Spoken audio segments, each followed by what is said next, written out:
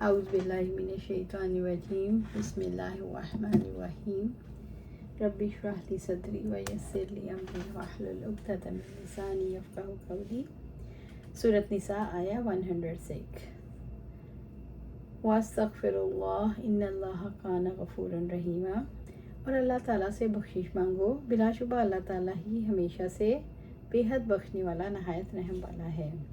واستغفر اللہ، اور اللہ تعالیٰ سے بخشش مانگو۔ انسان معاملات میں غلطی کر بیٹھتا ہے تو اس کے قلب کو پاکیزگی کی ضرورت ہوتی ہے۔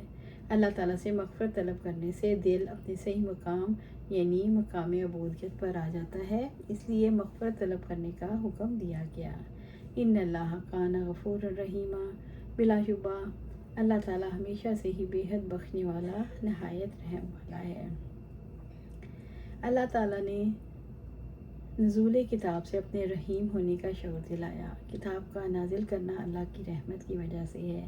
کتاب کے مطابق فیصلے کرنے کے حکم سے اللہ نے اپنی رحمت کا شعور دلایا، کیونکہ انسانوں کو انصاف اللہ تعالیٰ کے قانون کے سوا کہیں نہیں نصیب ہو سکتا۔ اللہ تعالیٰ نے خیانت کرنے والوں کی حمایت کرنے پر اپنی مغفرت کا اور اپنے غفور ہونے کا شعور دلایا تاکہ اس سے بخشش طلب کریں۔ سورۃ نساء آیا 107۔ وَلَا تُجَادِلْ عَنِ الَّذِينَ يَخْتَانُونَ أَنفُسَهُمْ، اور آپ ان کی جانب سے جھگڑا نہ کریں جو آپ سے خیانت کرتے ہیں۔ نبی صلی اللہ علیہ وسلم سے خطاب کر کے کہ ہر اس شخص کو حکم دیا گیا جو مسلمان ہونے کے باوجود منافقوں کی حمایت کرتا ہے۔ یختانون انفسہم، جو اپنے آپ سے خیانت کرتے ہیں، جو ماضی کے ساتھ خیانت کرتے ہیں، کیونکہ ان کی خیانت کا وبال انہی پر ہے۔ وَلَا تَكُنْ وَاسْتَغْفِرِ اللَّهَ وَلَا تُجَادِلْ، ظاہری طور پر خطاب نبی صلی اللہ علیہ وسلم سے ہے، لیکن اصل میں اس خطاب کے مخاطب وہ مسلمان ہیں جو منافقوں کی حمایت کرتے ہیں۔ عن الذین یختانون انفسہم، جو اپنے آپ سے خیانت کرتے ہیں۔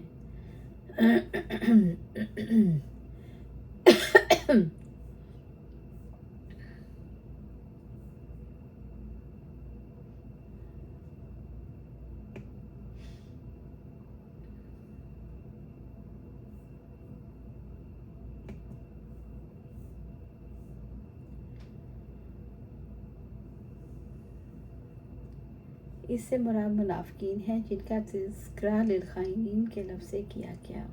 خیانت کاروں کی طرف دار نہ بنیں، خیانت کاروں کی جانب سے دفاع نہ کریں، خیانت کار لوگوں کی طرف سے جھگڑا کیا، اس پر اللہ تعالیٰ سے مغفرت طلب کریں۔ ان اللہ لا یحب من کان خوانا نسیما، یقیناً اللہ تعالیٰ اس سے محبت نہیں کرتا جو ہمیشہ سے بہت خائن سخت گناہ گار ہو۔ اللہ تعالیٰ، اس کے رسول صلی اللہ علیہ وآلہ وسلم اور مومنین کی پسند اور ناپسند کا معیار الگ الگ نہیں ہو سکتا۔ پھر جب اللہ تعالیٰ ناپسند کرتے ہیں تو تم بھی ناپسند کرو۔ سورۃ نساء آیا 108۔ یستخفون من الناس ولا یستخفون من اللہ، وہ لوگوں سے چھپنا چاہتے ہیں لیکن اللہ تعالیٰ سے نہیں چھپنا چاہتے۔ اللہ تعالیٰ نے اظہار حیرت کیا کہ منافق لوگوں سے اپنے آپ کو چھپاتے ہیں، حالانکہ وہ ان کے نفع نقصان کے مالک نہیں، اور اپنے برے اعمال لے کر اللہ تعالیٰ سے نہیں چھپتے، حالانکہ وہ تو کھلے چھپے کو جانتا ہے اور دل کے خفیہ بھیدوں سے بھی واقف ہے۔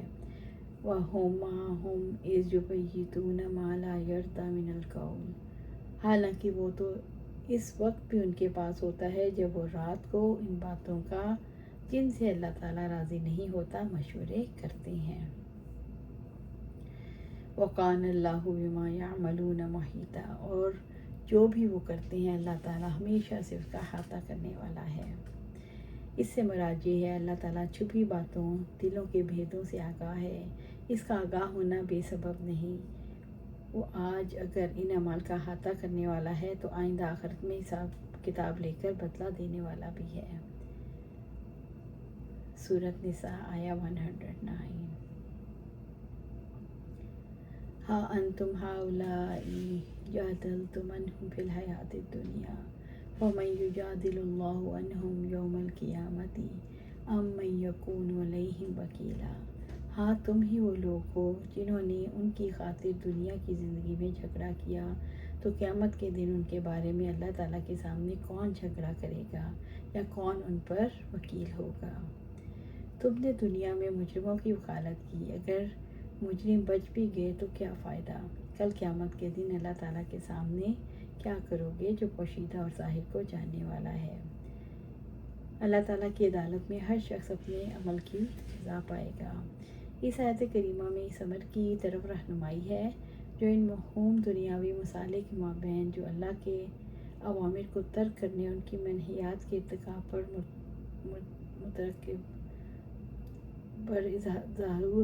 مترتب ہوتے ہیں، اور اس اخروی ثواب کے مابین ہوتا ہے جن سے انسان محروم یا وہاں کے عذاب کا مستحق ہوتا ہے۔ یہی وہ سب سے بڑی چیز ہے جس میں تدبر بندے کے لیے فائدہ مند ہوتا ہے۔ یہ حقیقی عقل مندی کی خصوصیت ہے۔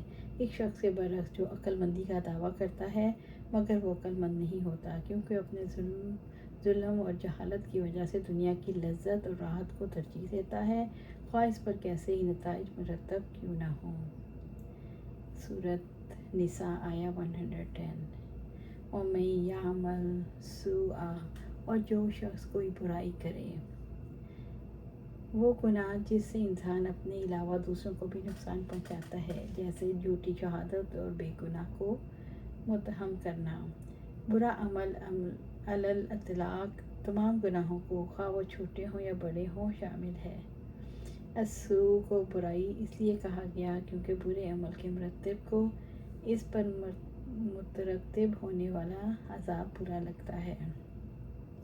آپ صلی اللہ علیہ وسلم نے فرمایا، جو مسلمان گناہ کر بیٹھے پھر وضو کرے، اس کے بعد 2 رکعت نماز پڑھے اور اللہ تعالیٰ سے اپنے گناہ کی معافی مانگے تو اللہ تعالیٰ اس کے گناہ کو یقیناً معاف فرما دے گا۔ اس کے بعد نبی صلی اللہ علیہ وسلم نے 2 آیتیں پڑھی جن میں سے ایک یہی آیت تھی، او یظلم نفسہ، اپنی جان پر ظلم کرے۔ جب مومن گناہ کرتا ہے تو اپنے نفس پر ظلم کرتا ہے۔ استغفار ندامت سے مغفرت طلب کرنے اور توبہ کرنے کو کہتے ہیں۔ برائی کرنے والے اور ظالم اگر استغفار کر لیں، توبہ کر کے واپس پلٹ آئیں تو اللہ تعالیٰ معاف کرنے کے ساتھ ساتھ ان پر رحمت بھی کرتا ہے۔ یجد اللہ غفوراً رحیما، یجد اللہ غفوراً رحیما، اور اللہ تعالیٰ کو بے حد بخشنے والا، نہایت رحم والا پائے گا۔ اللہ تعالیٰ نے برائی کر کے اپنے جان پر ظلم کرنے والے کو اپنی مغفرت اور رحمت کا شوق دلایا تاکہ وہ برائی سے توبہ کر کے بخشش مانگ کر اللہ تعالیٰ کے دامن رحمت میں پناہ لے۔ اللہ سبحانہ تعالیٰ سے دعا ہے ہمیں قرآن و سنت پر عمل کرنے کی توفیق دے، اس پر جما دے اور جنت الفردوس کے اعلیٰ مقام پر اپنے پاس گھر عطا فرمائے۔ آمین یا رب العالمین۔